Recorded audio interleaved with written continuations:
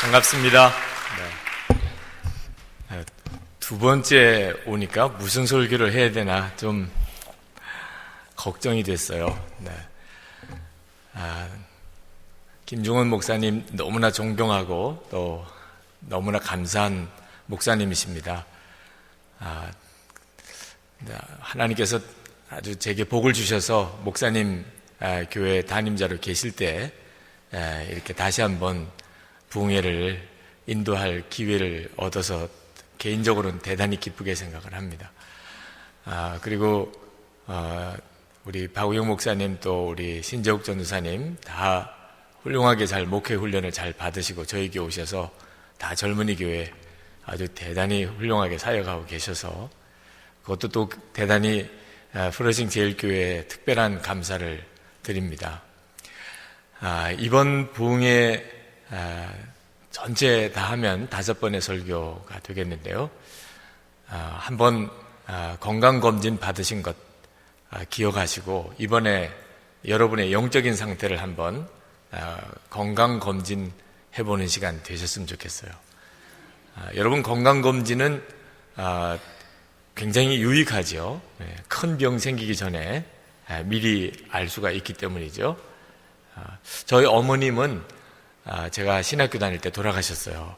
저는 3대째 목사입니다. 할아버님도 감리교 목사님, 아버님도 감리교 목사님, 제가 감리교 목사인데 저희 어머님이 제가 신학교 4학년 때 갑자기 심장병으로 돌아가셨어요. 아주 목회가 어렵다는 것을 어릴 때부터 어머님 보고 제가 느꼈어요. 근데 아쉬운 것은 어머님이 병을 키우셨던 것이죠. 아버님이 교회를 개척하시고 또 예배당을 건축하시고 그런 과정에서 몸이 안 좋아지셨는데 아마 병원에 가면 큰 병이 될 것 같은 생각이 드셨던 모양입니다. 그래서 어떠든지 병원을 가지 않고 그 약국에서 링거 주사를 사다가 맞으시면서 그냥 괜찮다 그러시면서 몸이 완전히 망가질 때까지 병을 키우셨어요. 나중에는 억지로 병원에 모시고 가서 검사를 했더니 심장 판막이 다 기능을 상실해버린 아주 중증이 되어서 수술을 받으시다가 돌아가셨어요. 참 마음이 안타까운 일이기도 합니다. 근데 제 아내도 13년 전이 되나요? 13년 전에 암 수술을 받았습니다. 이번에 저와 같이 왔는데 근데 너무 감사한 것은 건강검진 받다가 암이라는 판정을 받았습니다. 그때는 가슴이 철컥 내려앉았어요. 그런데 너무 감사하게도 암 초기였습니다. 암 수술을 받고 지금은 완전히 다 치유가 되고 회복이 됐어요. 건강검진을 잘 받는 것은 대단히 지혜로운 일이죠. 그런데 이 육신의 건강검진보다 더 중요한 것이 영적인 건강검진입니다. 그죠? 여러분 하나님 앞에 갔을 때 그때 우리 가슴이 두려운 말씀이 하나 있죠. 마태복음 7장 21절에 보면 예수님께서 주여 주여 하는 자마다 다 천국에 들어갈 게 아니라고 말씀하셨어요. 그 말씀이 항상 우리 마음을 두렵게 하잖아요. 혹시 내가 그 케이스에 해당되는 건 아닐까? 만약에 진짜 하나님 앞에 갔는데 하나님께서 너 모르겠다 이러시면 어떻게 합니까? 그럴 가능성이 꽤 큰 것이요. 마태복음 7장 22절부터 보면 주의 이름으로 귀신을 쫓아내고 주의 이름으로 큰 권능을 행하고 하던 그 엄청난 사역자들이 많은, 그것도 한두 사람도 아니고 많은 사역자들이 하나님 앞에 섰을 때 하나님이 나는 너를 도무지 알지 못한다. 불법을 행하는 자들아 내게서 떠나가라. 그렇게 되리라고 말씀하셨어요. 자, 그렇다면 예수님의 이름으로 그 놀라운 사역을 행하던 그분들도 그렇다면 여러분 괜찮으세요? 확실해요? 네. 그래서 하나님이 이렇게 부흥회를 하게 하시는 모양입니다. 부흥회 때 내 영적인 상태를 한번 전체를 검진해 보는 거죠. 여러분 병원 가서 건강검진 할 때 보면 이제 피도 뽑아야 되고 엑스레이도 찍어야 되고 초음파도 해야 되고 내시경도 해야 되고 하죠. 네. 좀 힘들어도 다 하시죠? 네. 불편하다고 안 하시는 분은 없죠? 돈 내가면서 하죠? 네. 이번 부흥회 때도 여러분 한번 그런 자세를 가지고 여러분 자신을 한번 영적인 상태를 한번 체크해 보시기 바랍니다. 네. 시간을 꼭 좀 내시고 조금 불편해도 여러분 말씀을 듣다가 어떤 말씀이 여러분의 마음을 굉장히 불편하게 하더라도 이번에 철저하게 검진을 해보시기 바랍니다. 피해가지 마세요. 언제 다음 기회에 내가 들어야지 이렇게 하지 말고 이번에 아주 철저하게 하나님 앞에 나아가서 하나님, 제가 이 말씀 앞에서도 제가 다 통과했습니다. 그렇게 될 수 있게 되기를 바랍니다.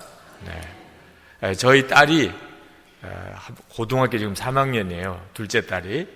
한 번에 학교에 제가 아침에 데려다 주는데 불쑥 그런 이야기를 해요. 아빠, 요즘에 어떤 목사님이 천국과 지옥을 보고 와서 그것을 책을 쓰셨는데 그 내용 속에 천국에 가보니까 제일 좋은 자리에 선교사님들이나 아주 어려운 교회 담임하던 목사님들, 이런 분들이 천국에 제일 좋은 자리에 계시더래요.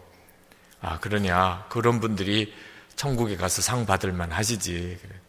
그런데 아빠, 진짜 하고 싶은 이야기가 그 이야기예요.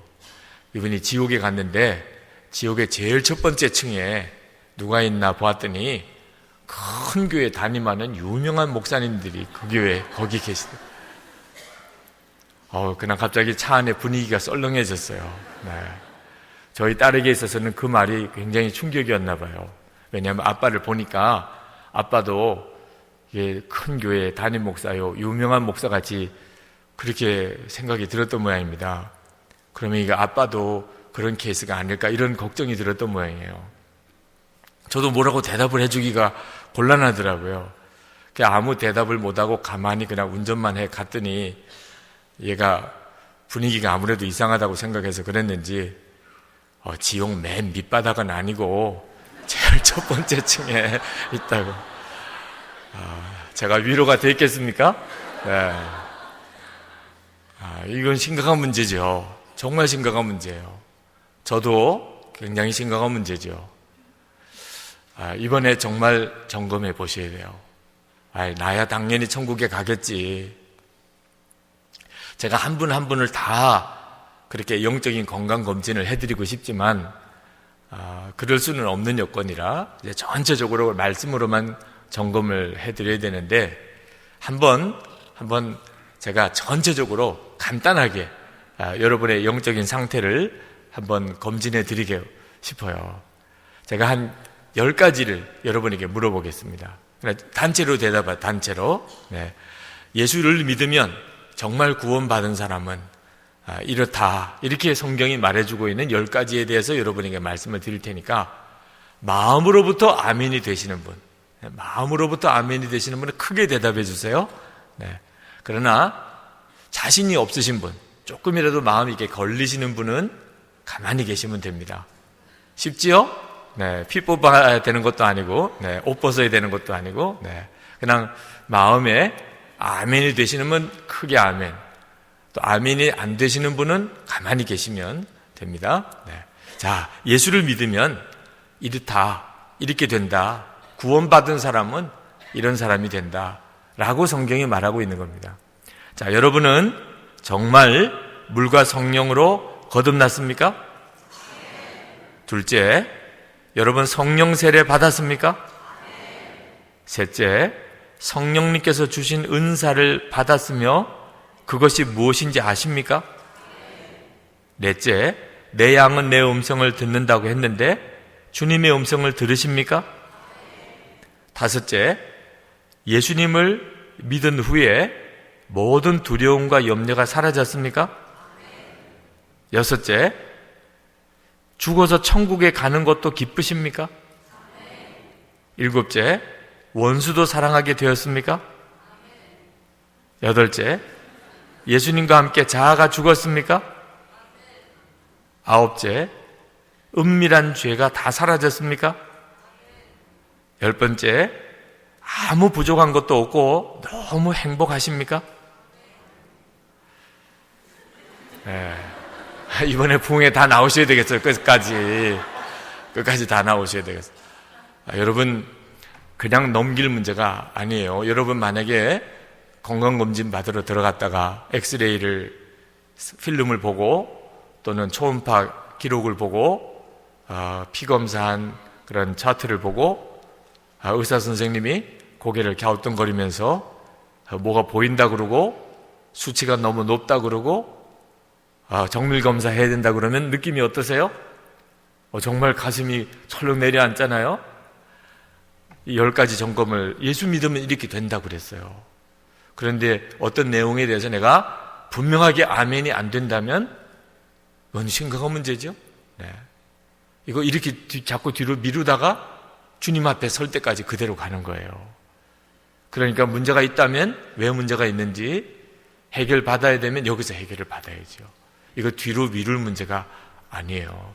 이번에 5번의 집회인데 지난번 집회 때 했던 말씀은 그때 다시 반복하지 않고 5가지 말씀을 가지고 여러분의 영적인 상태를 한번 점검해 보려고 하는데 이번에 점검해 보려고 하는 것은 여러분의 삶에 대한 문제입니다. 디도서 1장 16절 말씀에 보면 그들이 하나님을 시인하나 행위로는 부인하니 가증한 자요 복종하지 아니하는 자요 모든 선한 일을 버리는 자니라 그렇게 말씀하셨어요. 그러니까 우리가 조심해야 될 것은 내가 분명히 하나님이 계시다고 믿어요. 그리고 하나님 나의 아버지시고 예수님 내 구주시고 예수님 내 안에 계시고 분명히 그렇게 바른 신앙 고백은 합니다. 그런데 내 삶이 부인을 해요. 하나님을. 이런 일이 있을 수 있다 그 말이에요. 여러분이 여러분 자신을 이번에 잘 보셔야 돼요. 여러분의 삶을. 아프리카 케냐 나이로비에 어느 영국 선교사님이 겪으신 일입니다. 한 번은 집에서 일 도와줄 그런 청년이 필요해서 청년 하나를 고용을 했는데 대단히 총명하고 일을 잘하고 성실한 청년이에요. 보기 드물게. 이 선교사님이 너무 마음이 들어서 이 청년을 내가 평생 데리고 일을 좀 시켜야 되겠다 그런 생각을 했어요. 그런데 3개월 만에 그만두고 나가겠다는 겁니다. 선교사님이 왜 급여가 부족하냐? 나하고 같이 오래 같이 일을 하자. 내가 충분한 급여를 더 줄 테니까. 그랬더니 그 청년이 하는 이야기가 저는 돈을 벌려고 이 집에 일을 하러 온 게 아닙니다. 저는 이제 내가 어느 신을 믿어야 하겠는데 주변에 보니까 두 신이 자기에게 있어서 선택이 되는 것 같아요. 하나는 알라신, 마호메트 교회 알라신, 또 하나는 기독교의 하나님.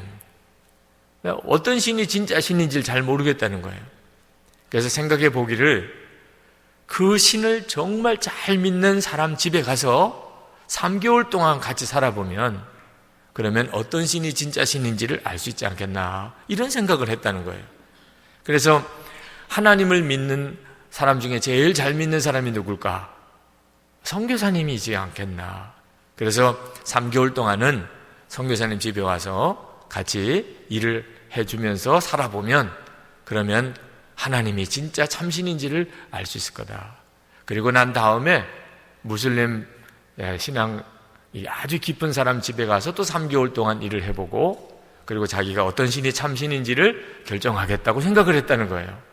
그래서 이 집에 와서 선교사님 집에 와서 3개월 동안 자기가 그동안 일을 하며 살았는데 이제는 충분히 이제는 알겠다고 그리고 이제 일을 그만두고 이제 무슬림을 잘 믿는 집에 가서 3개월 동안 일을 하기로 했다는 거죠.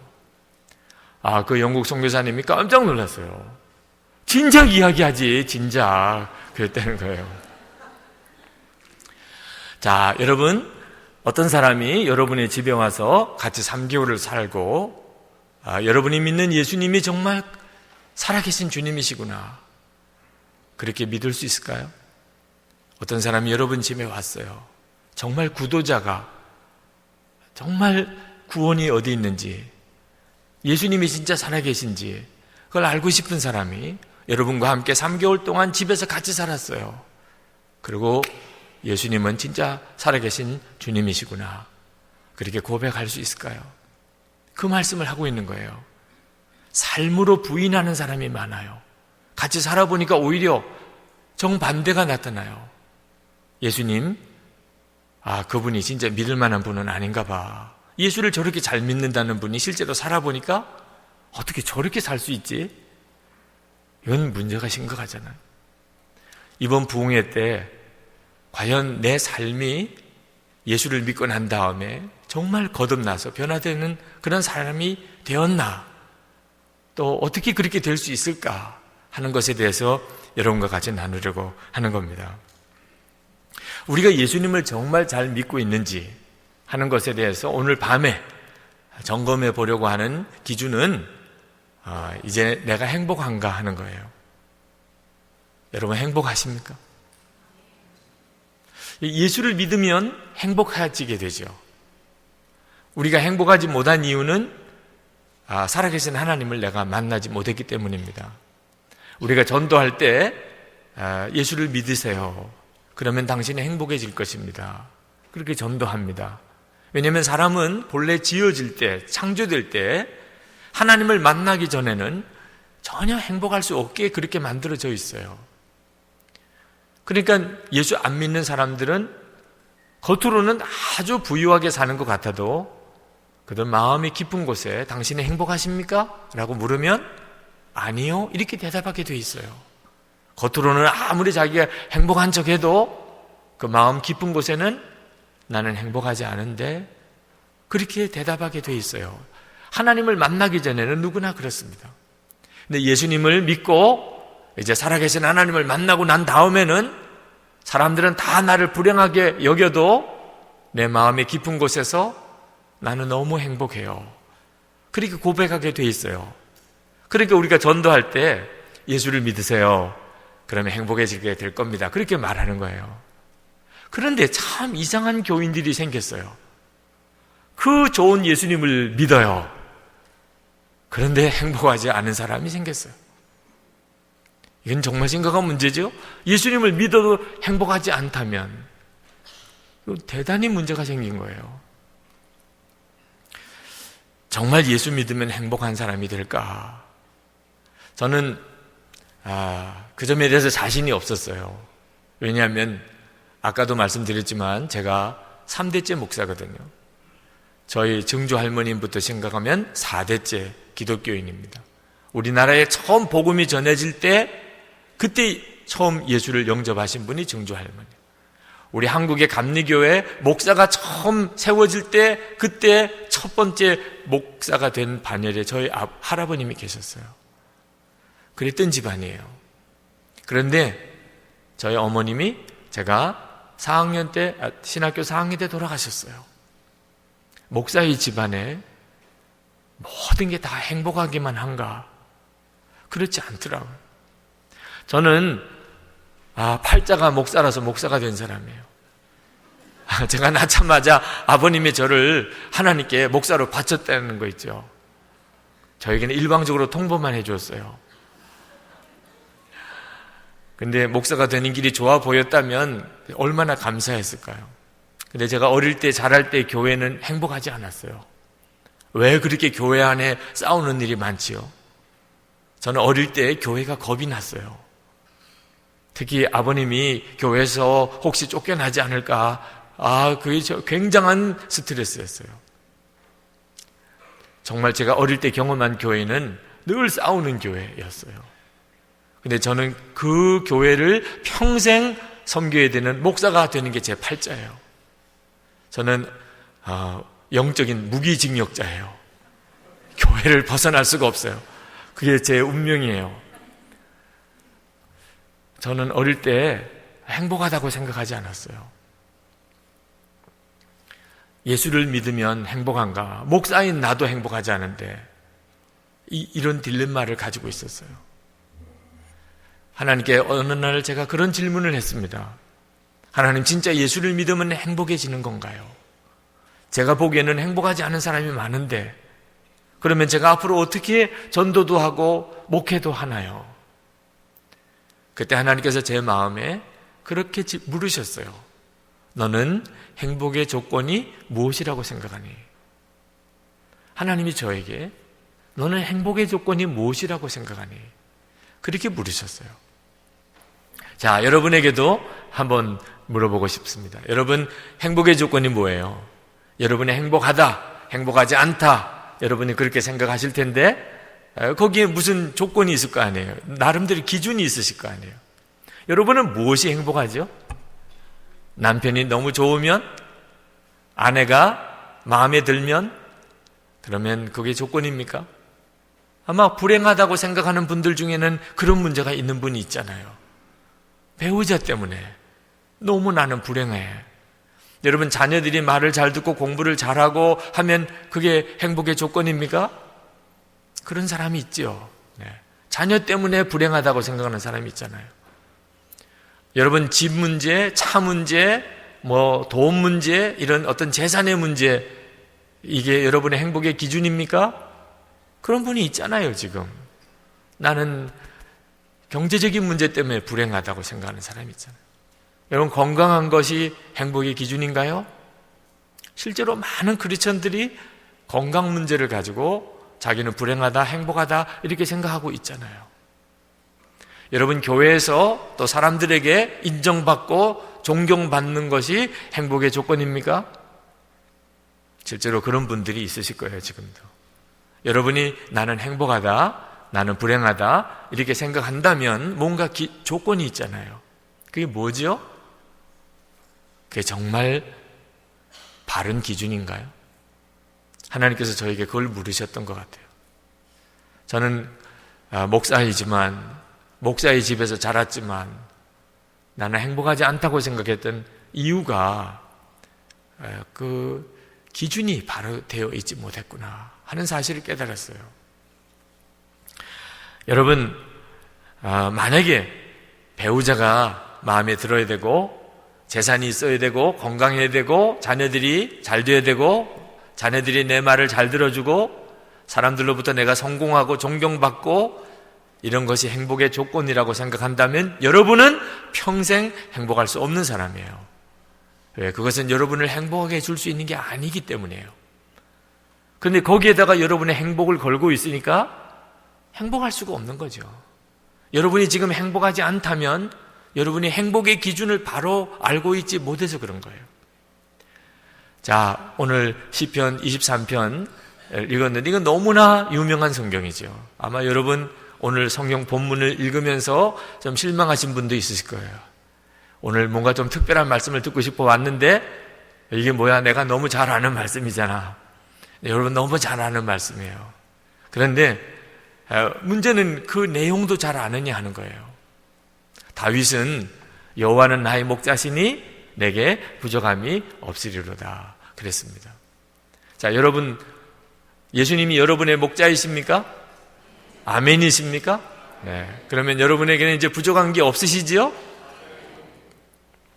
하나님이 이제 여러분에게 더 이상 신경 안 써줘도 되지요? 충분하지요? 예수님 한 분으로? 네. 자녀들도 이제는 더 이상 바랄 것도 없지요? 재정도 더 이상 바랄 것도 없지요? 건강도 더 이상 바랄 것도 없지요? 점점 자신이 없어져 갑니까? 네. 다윗은 그렇게 고백했어요. 그런데 우리는 여호와는 나의 목자이시지만 하나님, 나는 여전히 부족한 게 많아요. 이렇게 고백하는 사람들이 많아요. 성경은 알지만 그 성경이 내 말씀이 아니에요. 예수님은 나의 목자세요. 그런데 나는 여전히 부족한 게 많아요. 나는 불행해요. 나는 행복하지 않아요.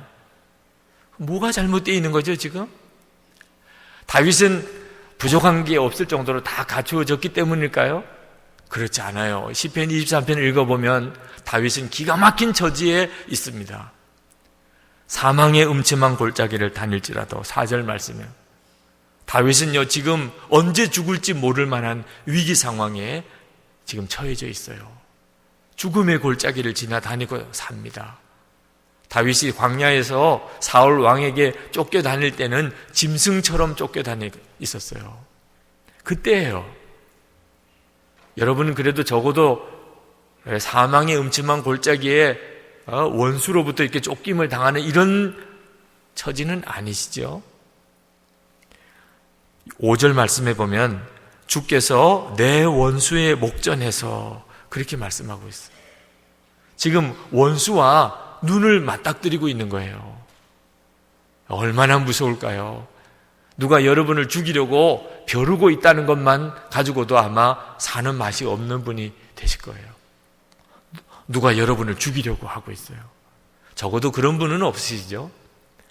근데 다윗은요, 그 나라의 왕이 자기를 죽이려고 하고 있어요. 이런 처지에 있었던 사람이에요. 그런데도 어떻게 부족한 게 없다고 할 수 있죠?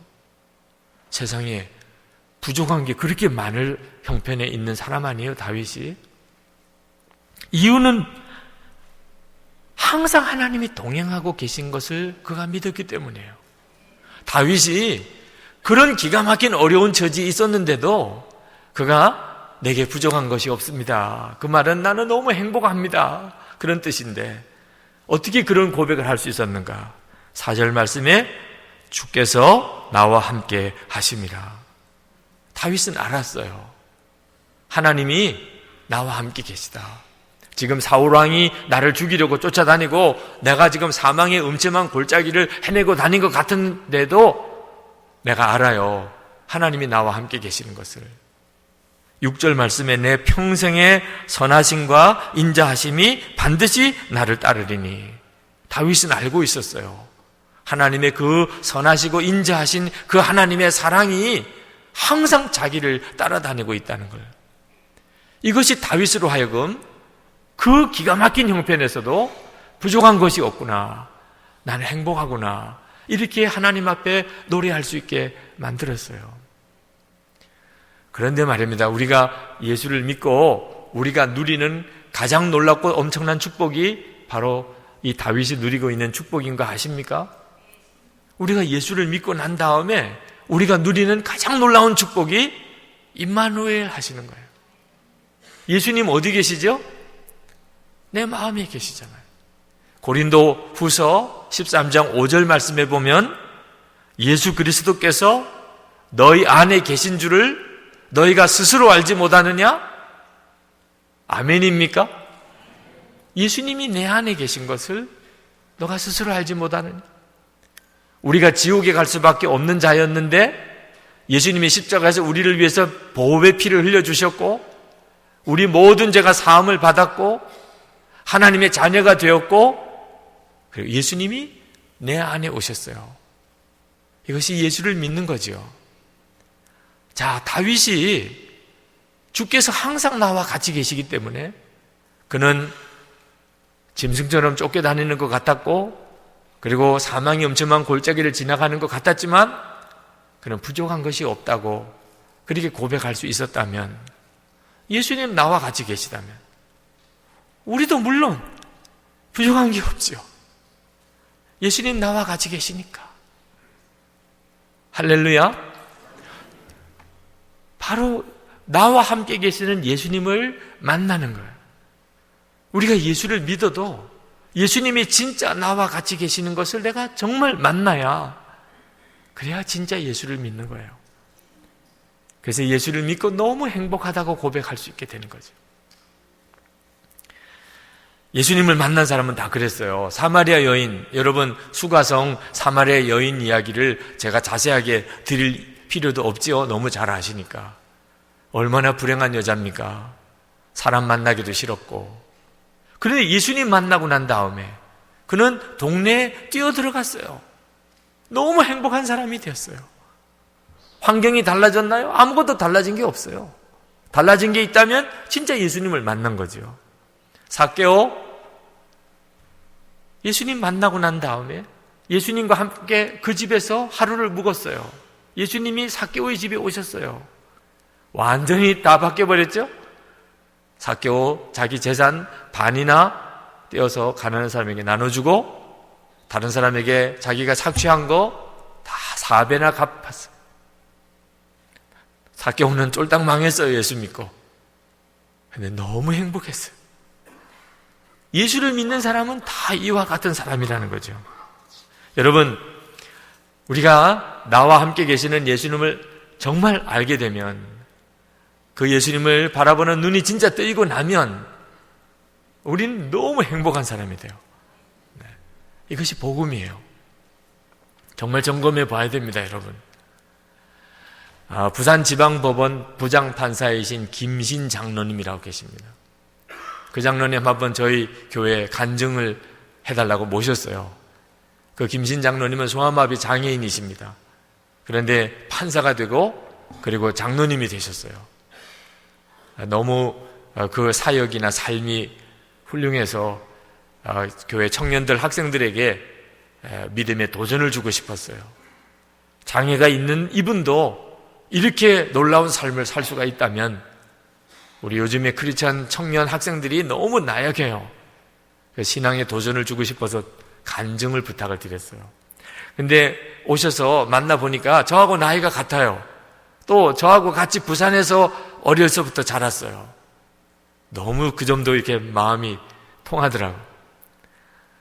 그리고 말씀을 조금 나눠보니까 그 인격이 너무 훌륭하세요. 믿음도 너무 아름다우세요. 그래서 이번 간증이 참 은혜로운 간증이 되겠구나 그런 생각이 들더라고요.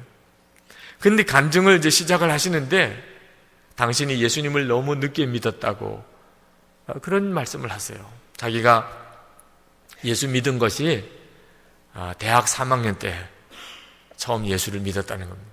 서울법대 3학년. 그래서 그게 자기에게 너무 아쉽고 그리고 후회가 된다. 그러면서 하시는 이야기가 왜 자기가 그렇게 늦게 예수를 믿었는가. 고등학교 졸업할 때까지 예수 믿는 사람을 한 사람도 못 봤다는 거예요. 그 말씀을 하는데 제 가슴이 철렁 내려앉아요. 아니, 고등학교 졸업할 때까지 예수 믿는 사람을 한 사람도 못 봤다니. 아니, 이건 거짓말인데. 저하고 같이 부산에서 초등학교, 중학교, 고등학교를 나왔다면 아무리 부산이 예수 믿는 사람 수가 적어도 그렇지요. 고등학교 졸업할 때까지 정상적인 학교를 다닌 사람이라면 예수 믿는 사람을 한 사람도 못 봤다는 것은 거짓말이죠. 이건 거짓말. 아니, 어떤 내용으로 앞으로 간증을 하실지 모르지만 이렇게 거짓말부터 시작해가지고는 어떻게 은혜로운 간증이 된다고 할 수 있어요? 그 자리에서 그냥 내려오시라고 해야 돼요? 이건 거짓말입니다. 이러고 내려오라고 해야 돼요? 아니면 더 참고 들어봐야 돼요? 막 마음에 갈등이 생기더라고요. 근데 장로님이 계속 이야기를 하시는데 교회 다니는 사람은 많이 봤다는 거예요. 제가 그 말씀 듣고 얼마나 창피해졌는지 모릅니다. 꼭 저보고 하는 이야기 같았어요. 아마 저 같은 친구가 있었겠죠. 학교 다닐 때. 초등학교, 중학교, 고등학교 때 교회 다니는 친구는 있었을 거예요. 틀림없이 있었을 거예요. 교회 다니는 친구는, 예수 믿는 친구는 없었다는 거예요. 제가 그랬었거든요. 아버님이 목사님이니까 당연히 교회는 다니죠. 근데 그 김신 장로님 말씀하시는 예수 믿는 그 사람이 저는 아니었어요. 대학교 들어가서, 서울법대 들어가서 예수 믿는 사람을 처음 만났대요. 기숙사에 같은 룸메이트인데 어떻게 사람이 그렇게 밝고 그렇게 기쁘고 모든 것이 그렇게 감사할 수 있죠? 자기는 놀랬대요. 어떻게 사람이 화도 안 나냐? 너는 짜증도 없냐? 너는 불만도 없냐? 처음에는 물어보지도 못했대요. 서로 친하지 않으니까 이상하게만 생각했대요. 그리고 어느 날 물어봤대요. 너 화나지도 않니? 너는 어떻게 이렇게 모든 게 다 그렇게 감사하니? 그때 그 친구가 하는 이야기가 나 예수 믿고 난 다음부터 그렇게 됐어. 그러더래요. 예수 믿는 사람을 처음 만났대요. 그런데도 자기는 예수를 그때는 영접하지 못했대요. 하나님이 사랑의 하나님이시라면 왜 자기같이 어릴 때 내가 무슨 죄를 지었다고 이렇게 소아마비 장애인이 되게 하시고 이렇게 힘들고 어려운 학창시절을 보내게 하셨단 말이에요. 하나님 사랑을 믿을 수가 없더래요. 3년 동안. 그러나 그 친구의 삶을 보고 하나님을 부인할 수가 없었고, 그 친구가 전해주는 복음을 듣고 비로소 자기가 또 죄인이라는 사실을 고백하게 되고, 그리고 하나님은 정말 자기를 향한 여전한 사랑을 가지고 계시다는 것을 자기가 인정하게 되고 예수님을 영접했나라, 그렇게 간증을 했습니다. 여러분 교회 다니는 사람이시죠? 네, 그러니까 오늘 이렇게 다 나오셨죠.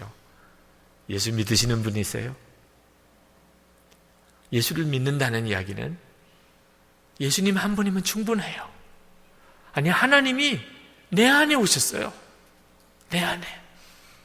그러면 충분하잖아요. 내가 지옥에 갈 수밖에 없는데 나는 천국에 갈 자가 되었어요. 뿐만 아니고 하나님이 내 안에 오셨어요. 예수님이 이제 나와 같이 살아요. 아니, 그럼 뭐가 더 필요해요? 지금 형편보다도 10배나 더 어려워진 형편에 있다 하더라도 주님이 나와 같이 계시다면 그럼 충분하잖아요. 아니, 지금보다도 100배나 더 잘 살게 됐다고 하더라도 예수님이 나와 함께 계시지 않는다면 그 지옥이잖아요. 여러분, 그 점에 대해서 동의하시나요? 여러분 지금 예수님 여러분 안에 계신 거 맞아요? 잘 모르시겠어요? 그럼 오늘 여기 오신 거 보고 믿으세요. 여러분 오늘 여기 왜 오셨어요? 잠이 안 와서 걷다가 보니까 오늘 여기 왔나요? 여러분을 오늘 여기 오게 하신 분이 주님이시잖아요. 여러분 안에 계신 주님이 오늘 밤에 여러분 마음을 갈망하게 하고 갈급하게 하고 사모하게 해서 여기 오게 하셨잖아요. 여러분 안에 계신 성령 하나님, 그분이 예수님이 여러분과 함께 계시다는 걸 계속해서 말씀해 주고 계시잖아요. 우리가 예수님을 너무 무시해요. 예수님이 나와 같이 계시다는 것에 대해서 너무 생각하지 않아요. 예수님 한 분이면 충분한데도 우리는 자꾸 돈, 배우자, 자녀 그런 것에 너무 연연해요. 주님이 너무 안타까우시죠. 예수님으로 인하여 행복하지 못한 사람은요, 돈으로도 행복할 수 없어요. 사람이 행복하게 해줄 수 없어요. 한 번은 어느 목사님이 저에게 찾아오셨어요. 선한목자교회 부목사가 되고 싶다고 오셨어요. 아니, 목사님, 선한목자교회 부목사가 뭐 좋아서 부목사 되려고 오셨어요. 그랬더니 그 목사님 하시는 이야기가 자기는 고등학교 2학년 때 부흥회 갔다가 거기서 하나님을 만나고 그리고 하나님이 자기를 목사가 되라고 부르셨대요. 근데 집안은 다 예수 안 믿는 집안이에요. 집안의 반대를 무릅쓰고 신학교를 갔어요. 엄청 고생을 했죠. 집안에서 학비도 안 대주었으니까 신학교 다닐 때 고생을 많이 했대요. 전도사 때 교회가 목사님과 장로님들이 싸우는 교회라 너무너무 힘들었대요. 부목사 때 담임 목사님 관계 때문에 또 굉장히 또 힘들었대요. 지금 담임 목회를 하고 있는데 교회가 부흥이 안 돼요. 또 너무너무 어렵대요. 그러면서 하시는 이야기가 선한목자교회를 보니까 너무 행복해 보인대요. 여기서 목사님, 전도사님들은 얼마나 행복할까. 그래서 한번 마음에 그런 생각을 했대요.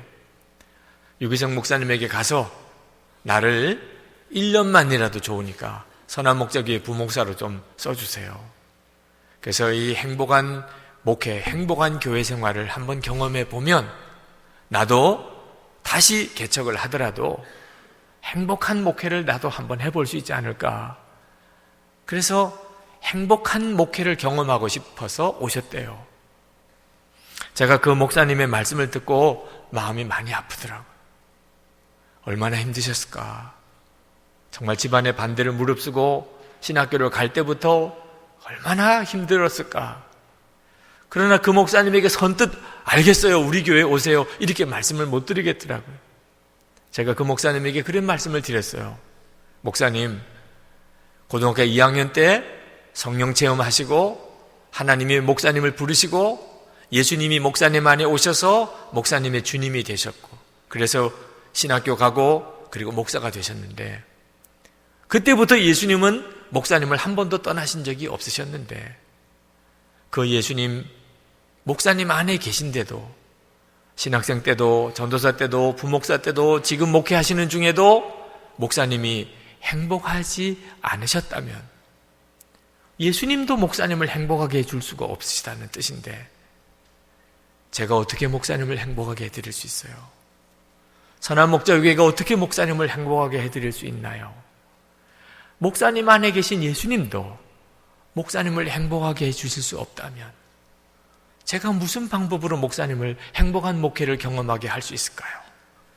목사님은 우리 교회에 오셔도 아마 불행하실 거예요. 그 목사님이 눈을 한참 감고 계시더라고요. 그러더니 일어나셔서 감사합니다, 목사님. 그러시고는 뒤도 안 돌아 안 보시고 가셨어요. 그 목사님이 뭘 감사했는지는 저는 모르겠어요. 돌아가는 뒷모습을 보는 것도 마음이 아프더라고요. 그러나 그 목사님에게 하나님께서 말씀하신 게 있었기를 기대해요. 예수님이세요. 우리를 행복하게 해줄 수 있는 분은 예수님이세요. 예수님이 나를 얼마든지 행복하게 할 수 있어요. 내 환경, 여건 상관없어요. 만약에 예수님이 나를 행복하게 하실 수 없다면 어떤 누구도, 어떤 환경도 나를 행복하게 할 수 없어요. 여러분, 부부생활이 힘드신 분, 부부생활이 힘드신 분, 왜 그렇죠? 남편이, 아내가 변화되지 않아서 그런가요? 결혼할 때 그렇게 행복하게 살겠다고 해놓고 결혼하고 난 다음에 왜 그렇게 불행하게 사시나요? 이유는 하나예요. 여러분의 부부생활이 불행하다면 이유는 하나예요. 배우자에게 나를 행복하게 해달라고 요구하는 마음을 가지고 있기 때문입니다. 나를 행복하게 해줘. 남편에게, 아내에게 나를 좀 행복하게 해줘요. 안 되는 요구를 하고 있는 거예요. 안 되는 요구를. 지금 여러분 안에 예수님이 계시잖아요. 그래요, 안 그래요? 그 예수님으로 인하여 여러분이 행복하지 않다는 뜻이잖아요. 남편에게 행복을 요구하고 아내에게 행복을 기대하고 있다는 것은 예수님으로 인하여 만족하지 못하고 있다는 뜻이잖아요. 예수님도 행복하게 해주지 못하는 그런 사람을 세상에 어떤 남편이, 어떤 아내가 행복하게 해줄 수 있어요? 불가능한 일이에요, 애초부터. 여러분, 부부 사이에 행복하지 않다면 이유는 하나라니까요. 그건 남편과 아내의 문제가 있는 게 아닙니다. 여러분과 예수님 사이에 문제가 생긴 거예요. 여러분이 문제 해결을 바로 해보세요. 주님을 바라보세요. 예수님과 여러분 사이가 바로 되면요, 남편, 아내 안 바뀌어도 상관없어요. 충분해요. 예수님으로 인하여 충분해요. 여러분, 행복한 결혼은요, 서로 행복하게 해달라고 요구하는 마음을 가지고는 절대 불가능해요. 저는 주례를 많이 섭니다만 주례를 설 때마다 아슬아슬해요. 하여튼 서로를 바라보고 눈빛이 그냥 보통이 아니에요. 이런 부부들은 아주 힘들어요. 아내에게, 남편에게 자기를 행복하게 해줄 거라고 기대를 보통 하고 있는 게 아니에요. 그걸 사랑이라고 생각해요.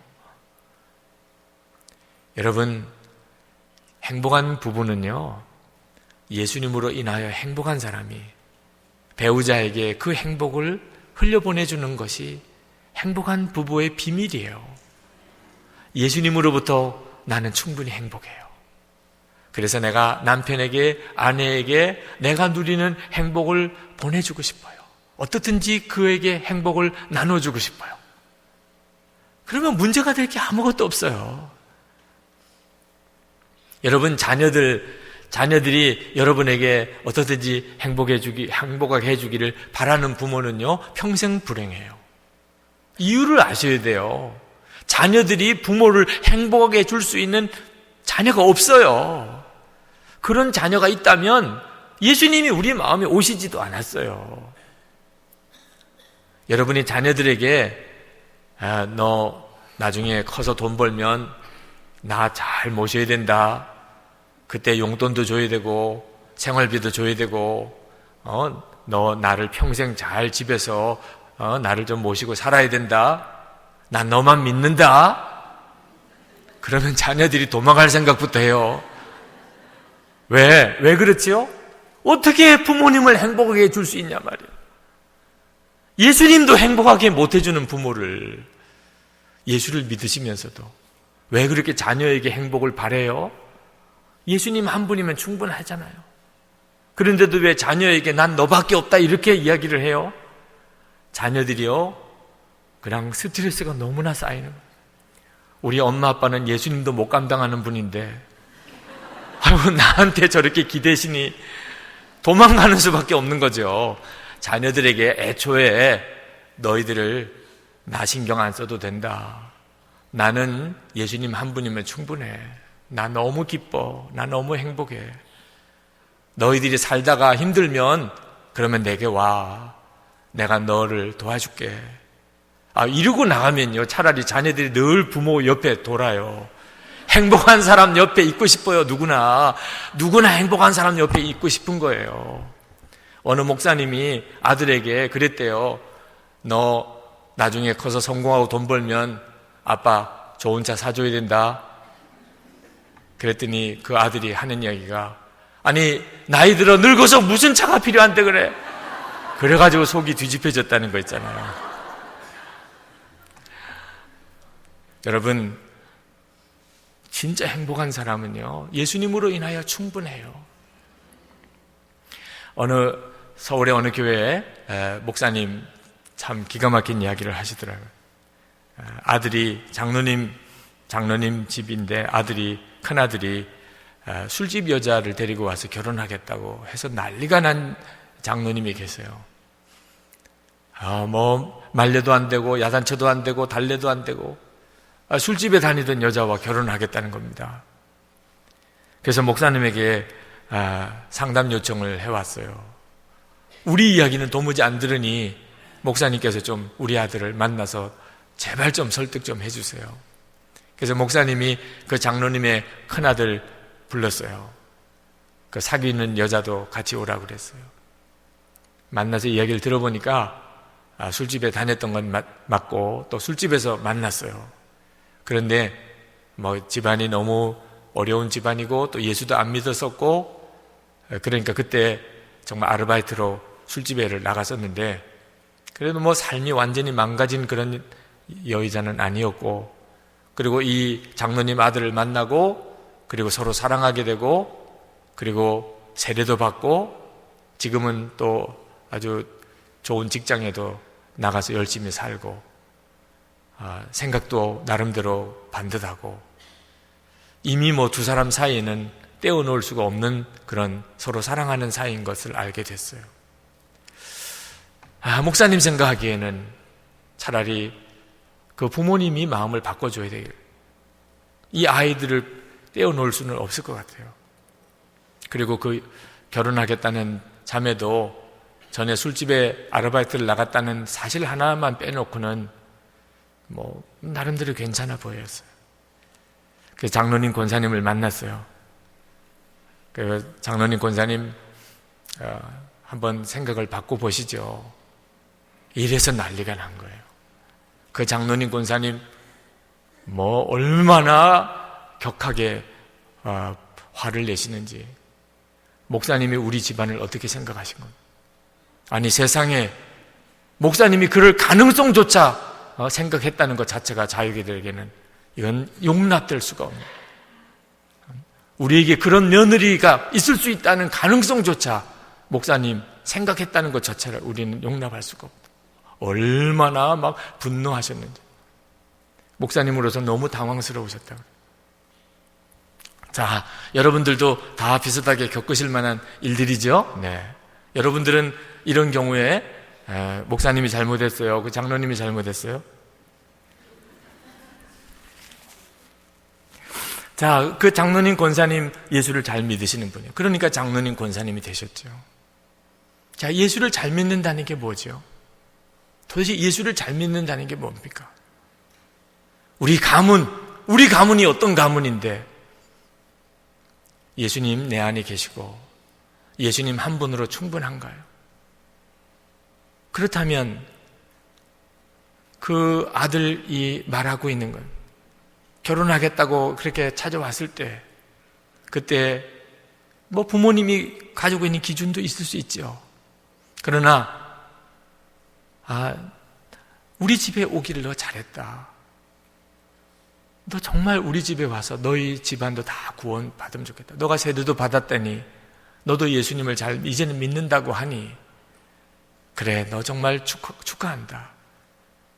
우리가 너를 행복하게 해주고 싶다.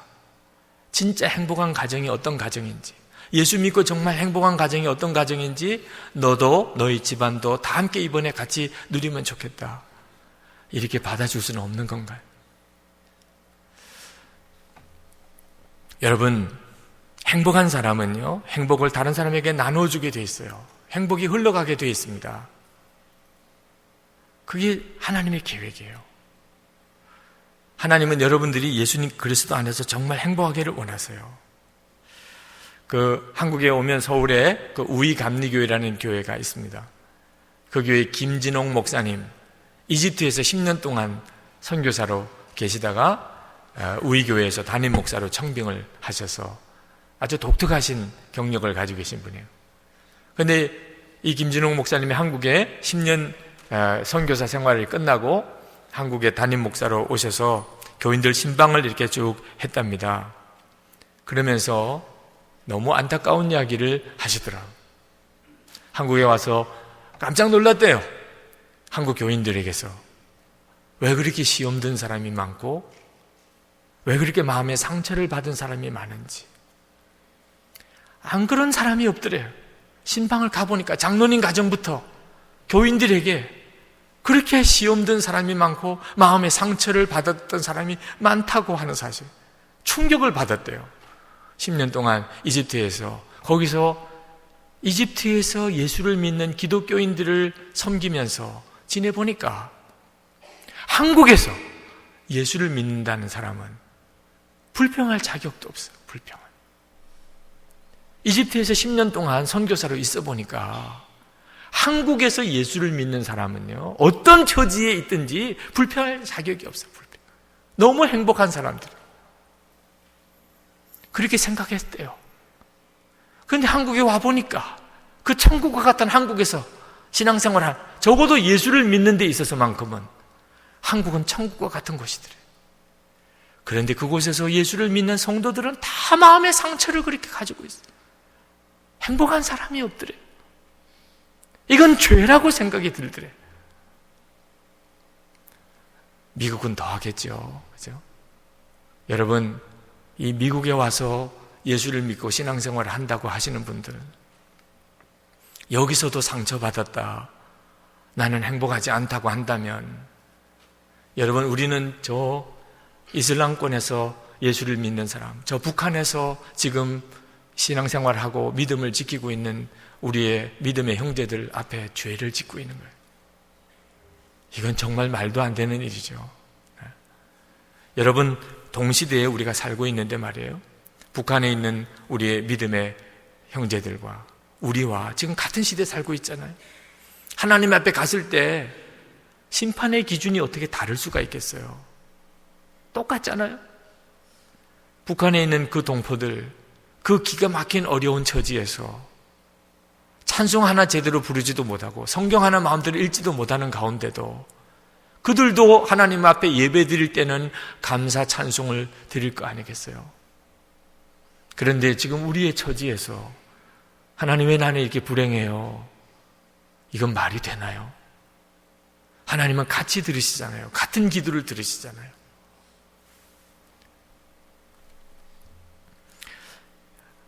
환경 문제가 아니에요. 사람 문제가 아닙니다. 우리가 지금 불행하다고 생각하는 것이요, 여러분 속으면 안 돼요. 내가 사람을 잘못 만나서 그런 거 아닙니다. 내 처지가 갑자기 어려워져서 그것도 아니에요. 언제부턴지 예수님과의 관계가 문제가 생겨 있는 거예요. 여러분이 예수님을 모르는 거예요. 예수를 믿지만 교회만 다니는 거지 실제로는 예수님을 모르는 거예요. 예수님 여러분을 행복하게 해줄 수 없다면 주님과의 관계가 끊어진 거죠. 여러분이 예수님을 아는 눈이 뜨이면요, 지금보다 더 처지가 10배나 더 어려워져도 문제가 안 된다니까. 여러분, 로마서 8장 35절에서 37절 말씀에 보면 초대교회 성도들이 예수를 믿는다는 이유 때문에 환난을 당하고 곤고해지고 박해를 받고 굶주리고 헐벗고 위협을 당하고 칼에 맞으면서 종일 주를 위하여 죽임을 당하게 되며 도살당할 양같이 여김을 받으면서 그랬어요. 환경을 보면 하나님 부인할 수밖에 없는 환경 아니에요. 그런데도 그들은 누가 우리를 그리스도의 사랑에서 끊으리요? 우리를 사랑하시는 이로 말미암아 우리가 넉넉히 이기느니라 그랬어요. 세상에 어떻게 이런 고백을 할 수 있어요? 우리는 사업만 조금만 기울어지도, 몸만 조금만 아파도, 가족들로부터 조금만 섭섭한 일을 당해도 우리는 하나님 계시기는 한 거야, 이것도 축복이야 이러고 나오는데, 환난당하고 박해를 받고 헐벗고 칼에 맞고 도살당할 양같이 여김을 받으면서도 누가 우리를 그리스도의 사랑에서 끊으리요? 이유는 하나예요. 예수님이 함께 계시는 것을 안 거예요.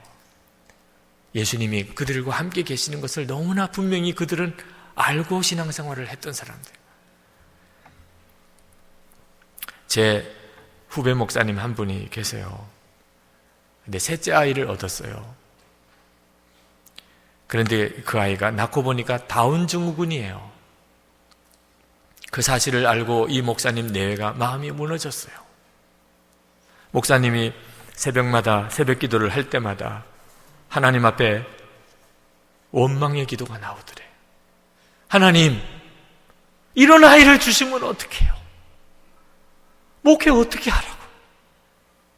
아니, 교인들도 신방하고 돌봐야 되고 시간이 설교 준비도 해야 되고 얼마나 목회가 힘들고 바쁜데, 아니 셋째 아이가 이런 장애가 있으면 하나님 어떻게 하라는 거예요 도대체?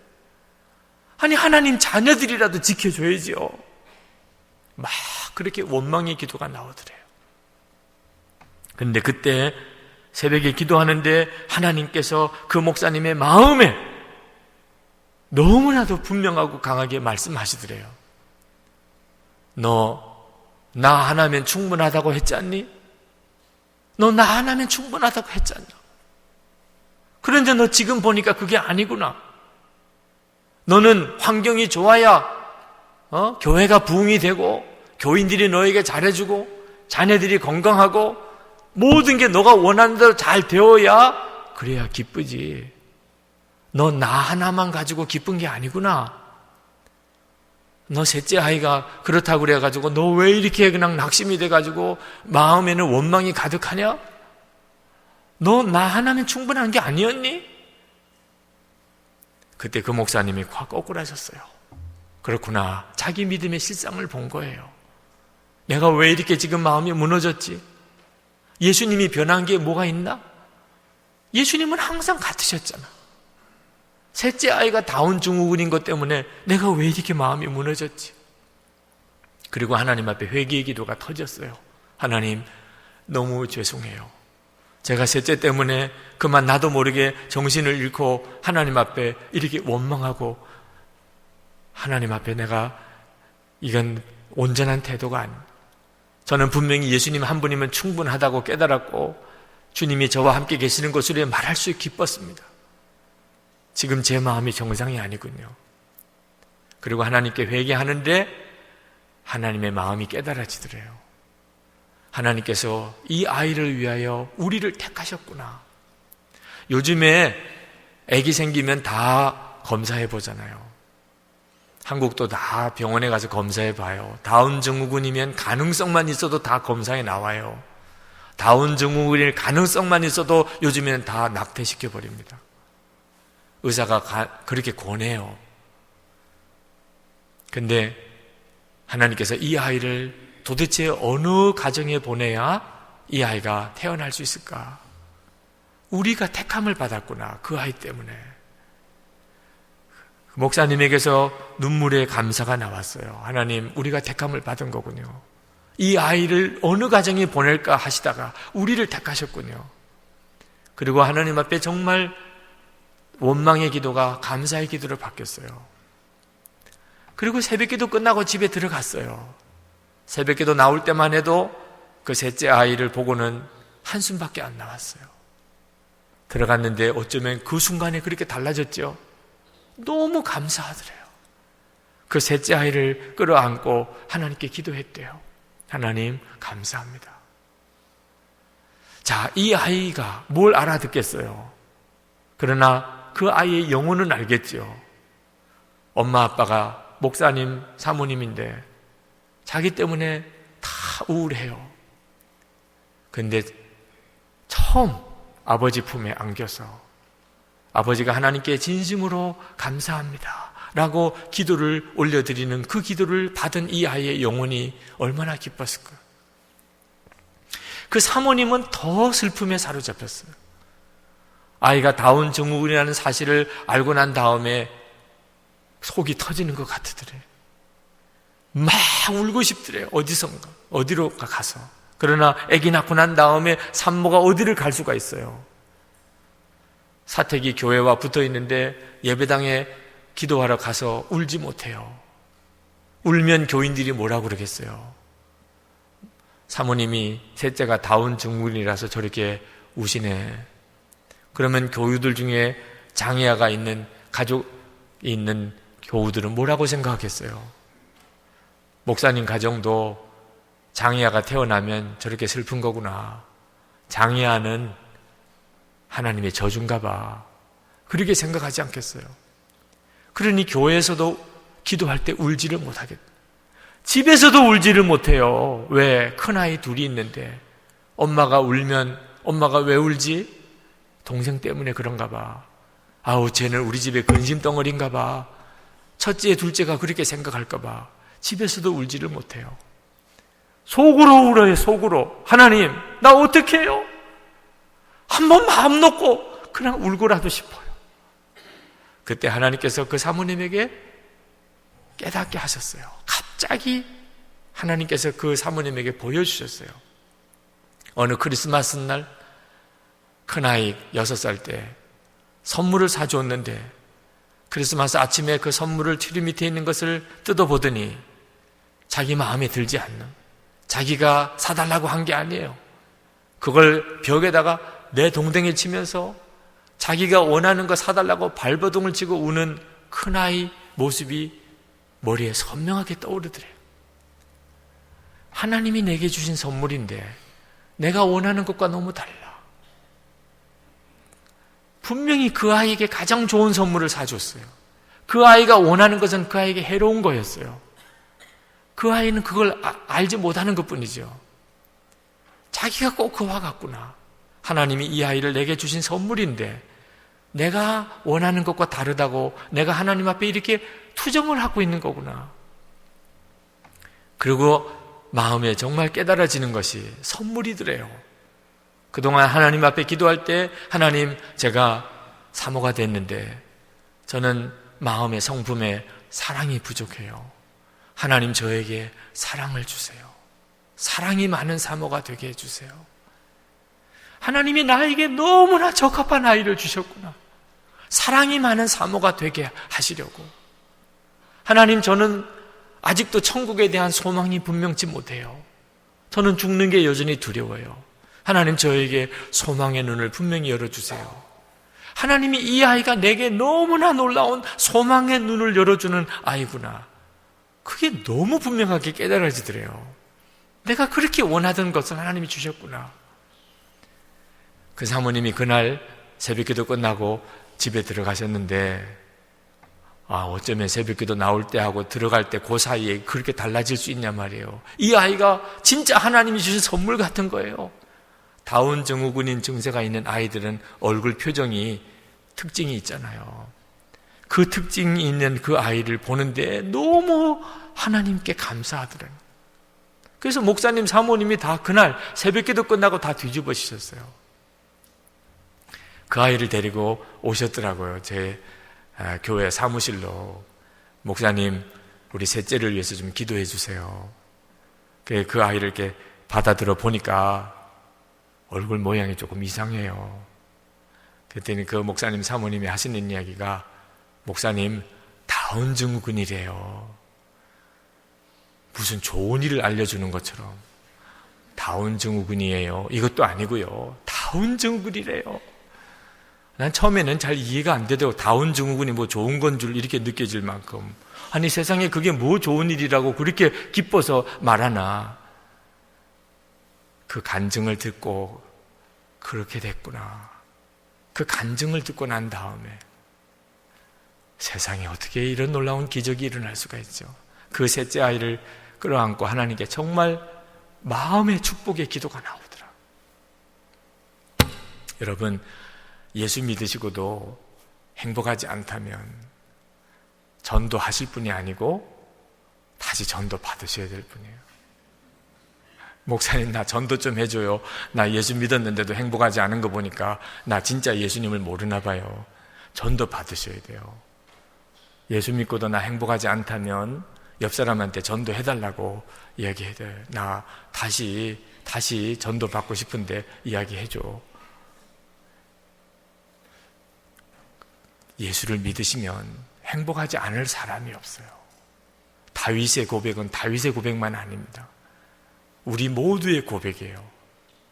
예수님, 나의 목자시니 내게 부족함이 없으리로다. 할렐루야.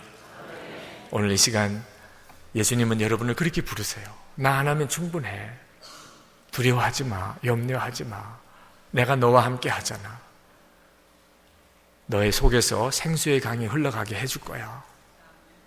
다른 사람에게 구할 필요 없어. 남편, 아내 더 이상 구할 필요 없어. 내가 그들을 행복하게 해주도록 너를 만들 거야. 자녀들에게 더 이상 요구할 거 없어요. 부모에게서부터 생수의 강이 흘러가게 해줄 거예요. 교우들 마찬가지예요. 여러분, 모든 이웃들에게 마찬가지예요. 여러분 주변에 있는 사람들은 다 여러분 때문에 수지 맞은 사람들이에요. 옆에 있는 분에게 그렇게 인사하실까요? 당신은 수지 맞은 사람이에요. 제가 있잖아요. 네.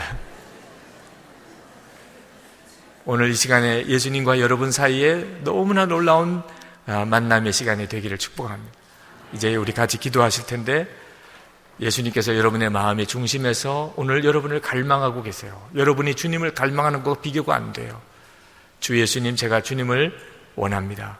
이번 부흥의 기간 동안 제가 정말 주님을 인격적으로 친밀히 만나길 원합니다. 예수님 한 분이면 충분한 다윗의 그 고백이 내 고백이 되게 하실 주님을 믿습니다. 예수님, 제가 주님을 원합니다. 지금까지도 주님 역사해 주셨지만 더 역사해 주세요. 주 예수님, 저를 더 인도해 주세요. 기도하십시다. 우리 다 같이 통성으로 기도하겠습니다. 은혜와 사랑이 충만하신 아버지 하나님, 놀라우신 하나님의 은혜를 감사합니다. 하나님 사랑하시는 그러신 제일교회, 오늘 이 밤에 이런저런 하나님 소식을 듣고 하나님 이 자리에 모인 사랑하는 모든 성도들, 예수님께서 부르셨습니다. 오늘 이 자리까지 주님이 인도하셨습니다. 주님이 얼마나 우리를 사랑하시는지, 우리를 얼마나 갈망하시는지를 알게 하시려고 이곳에 부르셨습니다. 주 예수님, 역사해 주시옵소서. 오늘 이 시간 주님을 향하여 우리의 마음의 문을 활짝 엽니다. 주 예수님, 역사해 주셔서 우리가 주를 갈망합니다. 이번에 예수님과 우리 사이의 모든 관계가 온전히 회복되기를 원합니다. 가로막혔던 모든 죄가 주의 보혈로 씻어지기를 원합니다. 우리의 속에 있는 모든 마음의 장벽이 다 무너지게 되기를 원합니다. 하나님, 눈을 열어주셔서 소경 바디메오가 그렇게 주를 바라보는 눈을 뜨기를 갈망했던 것처럼 우리도 주를 바라보기를 원합니다. 주여, 우리의 눈을 열어 주시옵소서. 주여, 우리의 귀가 열리게 해 주시옵소서. 우리를 향한 주의 말씀을 듣기를 원합니다. 다윗처럼 주께서 항상 함께 하시는 것을 우리로 분명히 알게 해 주옵소서. 임마누엘이신 예수님, 우리와 함께 계시는 예수님, 우리의 마음에 오신 예수님, 우리와 동행해 주시는 예수님, 아버지 하나님, 우리가 언제 어떤 처지에 있든지 늘 우리와 함께 계시는 예수님, 역사해 주셔서 더 충만하고 더 놀라웠게 주님 역사해 주시옵소서. 우리가 24시간 주님을 바라보겠습니다. 아버지 하나님, 계속해서 우리와 함께 계시는 주님을 믿고 주님을 기대하며 귀 기울이며 바라보겠습니다. 역사해 주시기를 원합니다. 이번 하나님 3일 동안의 집회 중에 주님 은혜의 눈을 강하게 열어주셔서 하나님 주님과 사이에 하나님 기도가 회복되게 해주셔서 하나님 담대한 믿음을 우리에게 주셔서 예수님과 동행하는 그 놀라운 확신을 주시옵소서. 주여 역사해 주실 줄 믿습니다. 하나님 더 깊은 은혜로 인도하실 줄 믿습니다. 더 놀라우게 만나 주실 줄 믿습니다. 하나님 이 성회가 하나님 놀라운 주님의 은혜 계획 속에 진행되고 있음을 믿습니다. 오늘 밤에도 말씀으로 성령의 역사로 역사해 주셨으니 감사합니다. 충만하게 하소서. 더 깊이 인도해 주셔서 감사합니다. 주 예수님 감사합니다. 주님이 우리를 부르셔서 여기까지 왔습니다. 주님, 그러나 우리가 언제부턴지 하나님의 소경 바디메오처럼 아무것도 앞이 보이지 않는 것처럼 우리와 함께 계시는 예수님, 그렇다고 듣기는 했지만 주님을 전혀 만나지 못하고 살아가고 있습니다. 주여, 바디메오가 소리질러 주님께 구하는 것처럼 우리도 예수 그리스도 하나님의 아들이시여 우리를 긍휼히 여기소서. 정말 마음의 중심에서부터 소리를 지릅니다. 우리의 눈이 열리기를 원합니다. 우리가 정말 보기 원하는 것은 주님이십니다. 우리와 함께 계시는 주님, 주님을 보기 원합니다. 주여, 우리의 귀가 열려 우리를 향하여 주시는 주의 말씀을 듣기 원합니다. 주님, 이제 우리가 그 은혜를 누리게 해주소서. 주님과 사이에 우리 속에 있는 나도 알기에 못하게 세워진 장벽이, 영적인 장벽들이 다 무너지게 되기 원합니다. 하나님, 주의 보혈로 우리의 허물과 죄를 씻어주시고 주님, 우리의 믿음 없음을 긍휼히 여겨 주옵소서. 우리가 24시간 주님을 바라보겠습니다. 예수님, 우리와 함께 계시는 것을 정말 믿고 우리도 항상 주님을 바라보겠습니다. 아침에 일어날 때부터 하나님 식사할 때, 사람을 만날 때, 무슨 일을 할 때, 밤에 잠자리에 들 때까지 항상 함께 계시는 주님을 계속 바라보겠습니다. 주여, 우리의 눈을 열어 우리와 동행하시는 임마누엘 하시는 주님을 보게 하소서. 다윗이 가졌던 그 놀라운 확신을 우리도 누리게 하소서. 예수님, 이번 부흥의 기간 동안 계속해서 역사하소서. 주여, 더 깊이 구체적으로 인도하소서. 결국 우리가 정말 주님을 만나고 기도의 문이 열리고 하나님, 우리의 삶이 완전히 새로워지는 역사를 허락해 주옵소서. 예수 그리스도의 이름으로 간절히 기도합나이다. 아멘.